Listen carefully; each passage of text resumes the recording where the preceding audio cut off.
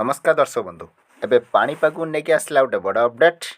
रविवार ठारू कमिब वर्षा किंतु किछि जिला को हेब वर्षा हेब कुहुड़ी 22 रु बढ़िब शीत। चलंतु संपूर्ण खबर पर नजर पकेबा। राज्य में अधिकांश स्थान में लगी रही कोहला पाग सह तुहाकु तुहा वर्षा।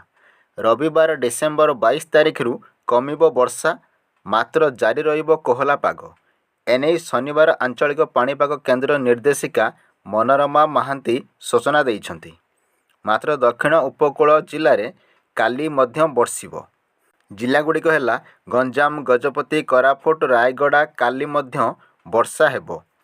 यह सह आसंता 48 घंटे घन कुहुड़ी मध्य संभावना रही।